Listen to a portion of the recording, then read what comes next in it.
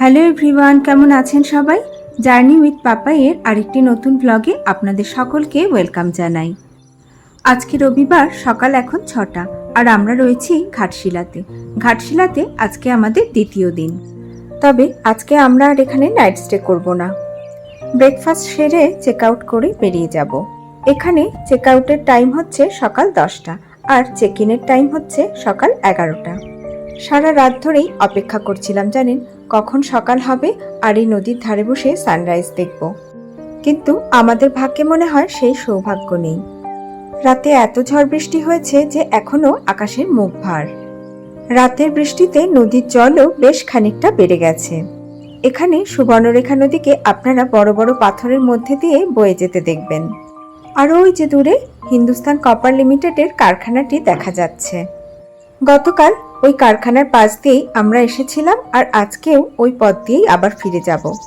Check out করার আগে আমরা এখান থেকেই ব্রেকফাস্টটা সেরে নেব। এখানে রুমের সাথে ব্রেকফাস্ট কিন্তু কমপ্লিমেন্টারি নয়। রাঁচি ফেরার আগে ঘাটশিলার কয়েকটা জায়গা দেখে তারপরে আমরা ফিরব।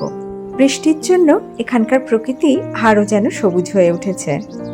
আপনারা যদি নদীর ধার পর্যন্ত যেতে চান তাহলে এখানে একটা গেটও রয়েছে আর এই গেটটি সবসময় খোলাই থাকে। সিঁড়ি দিয়ে নেমে গেটটি খুলে ঘাসের মধ্যে দিয়ে এই রাস্তা বরাবর নেমে গেলেই আপনি একদম নদীর ধার পর্যন্ত চলে যেতে পারবেন। তবে একটু সাবধানতা অবলম্বন করে নামবেন। বৃষ্টির জন্য পাথরগুলো আসলে একটু স্লিপারি হয়ে গেছে আর এই বড় বড় ঘাসগুলির জন্য সাপখোপেরও কিন্তু একটু উপদ্রব আছে। এখানকার স্টাফরাই আমাদের সাবধান করে দিয়েছিল। এত সুন্দর একটি জায়গা ছেড়ে সত্যি ফিরে যেতে মন চায় না। তাই ফিরে যাওয়ার আগে দু চোখ ভরে প্রকৃতির এই রূপ আর ফুসফুস ভর্তি করে অক্সিজেন নিয়ে যাচ্ছি। সকালের দিকে মিলমিলে সুন্দর একটা হাওয়া থাকলেও এখন যেহেতু গ্রীষ্মকাল, দিন বাড়ার সাথে সাথে এখানের টেম্পারেচার কিন্তু অনেকটাই বেড়ে যায়। ঘাটশিলাতে ঘুরতে আসার সবচেয়ে ভালো সময় হচ্ছে ডিসেম্বর জানুয়ারি।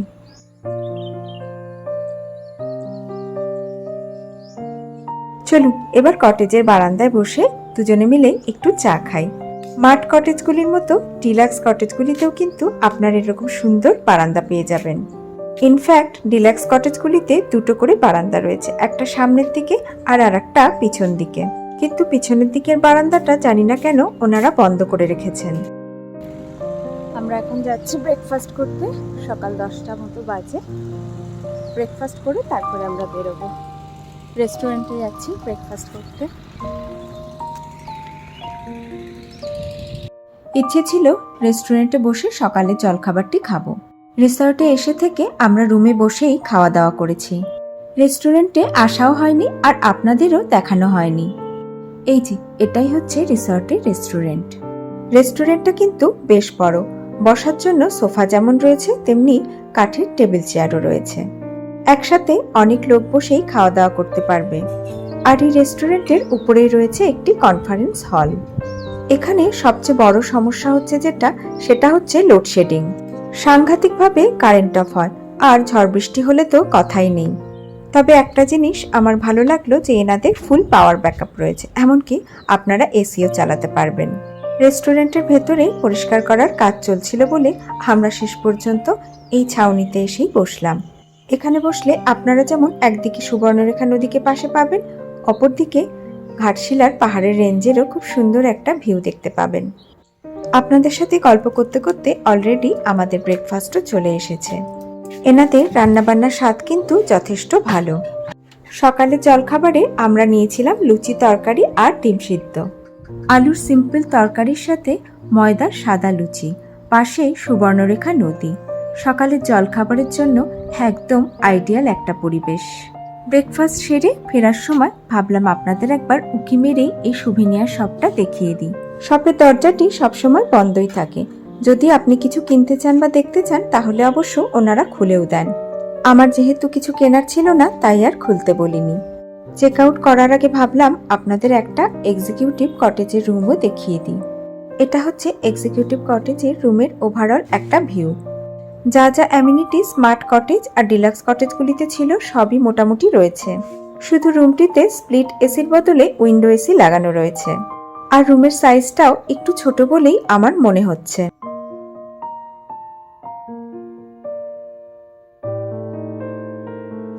চলুন রুমের ওয়াশরুমটাও আপনাদের একবার দেখিয়ে দিই।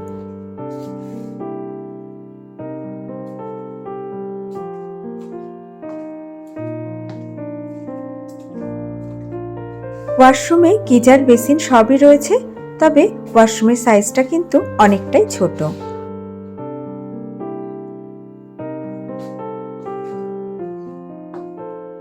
এক্সিকিউটিভ কটেজগুলির মধ্যে আপনারা 4 বেডেড রুমও পেয়ে যাবেন।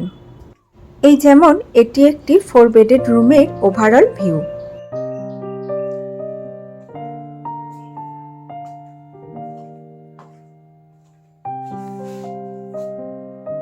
বেলা 11টার সময় আমরা রিসর্ট থেকে চেক আউট করে বেরিয়ে পড়লাম। রিসর্টে পৌঁছানোর 100 মিটার রাস্তা কিন্তু এইরকম একটি কাঁচা রাস্তা।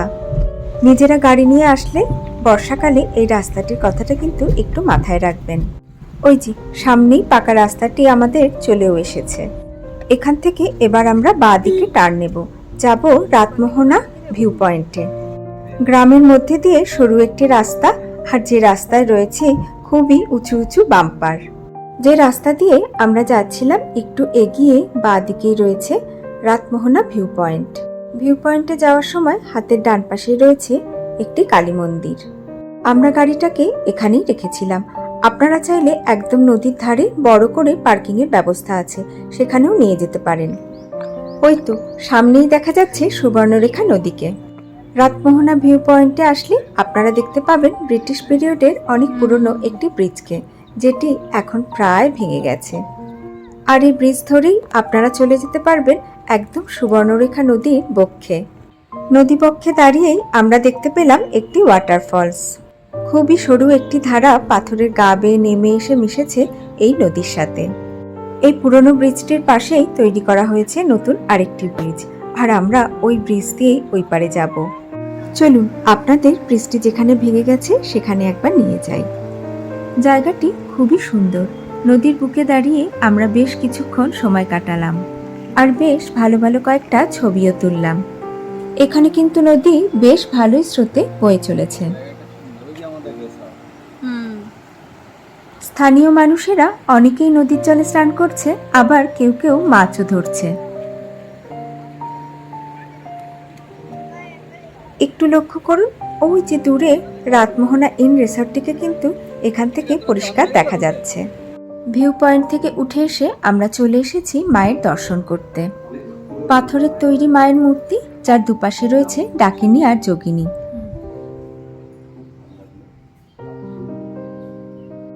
এরপরে আমরা চলে গেলাম প্রখ্যাত সাহিত্যিক বিভূতিভূষণ বন্দ্যোপাধ্যায়ের বসত বাড়িটি দেখতে। ভিতরের দিকে যে মঞ্চটি দেখতে পাচ্ছেন ওটি হচ্ছে অপুর পাঠশালা। এই বসত বাড়িটির ভেতরে ঢুকতে গেলে আপনাকে কিন্তু জুতো খুলতে হবে। বিভূতিভূষণ বন্দ্যোপাধ্যায়ের লেখা নিয়ে বাংলা চলচ্চিত্রে অনেক সিনেমাই হয়েছে। পথের পাঁচালী, অরণ্যের দিনরাত্রি, অশনি সংকেত, অপরাজিত থেকে শুরু করে আদর্শ হিন্দু হোটেল। বলতে পারেন এইসব সিনেমাগুলি দেখেই আমি বড় হয়েছি। তবে বসত বাড়িটির খুবই ভঙ্গুর অবস্থা, খুব শিগগিরই রক্ষণাবেক্ষণের প্রয়োজন। বসত বাড়িটি দেখে আমরা রাস্তায় তালশাঁস খেতে দাঁড়িয়ে পড়েছিলাম। মাত্র 15 টাকা করে একটি তাল বিক্রি হচ্ছিল, যেটা আমরা রাঁচিতে 40 টাকা করে কিনি। তাই আর লোভ সামলাতে পারলাম না, দাঁড়িয়ে পড়লাম। বেশ কয়েকটা তালশাঁস খেয়ে আর কিছু গাড়িতে লোড করে নিয়ে আমরা এখন যাচ্ছি বুরুদি ড্যাম দেখতে। গ্রামের মধ্যে দিয়ে কালো পিচের সুন্দর মসৃণ একটি রাস্তা। এখানকার গ্রাম্য বাড়িগুলির সাথে আপনি পুরুলিয়া অঞ্চলের সামঞ্জস্য খুঁজে পাবেন। যেতে যেতে আমাদের দৃষ্টি আকর্ষণ করলো রাস্তার দুপাশের এই ধানক্ষেতগুলি।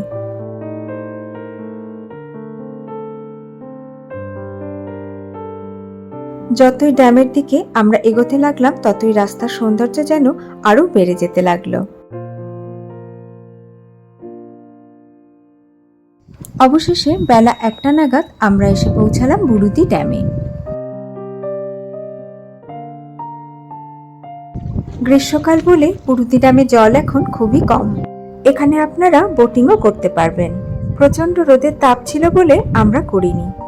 এখন অফ সিজন বলে বোটিং এর জন্য পার হেড 100 টাকা করে চাইছিল, আর এই 100 টাকায় 1 ঘন্টার মতো ঘোরাবে বলেছিল।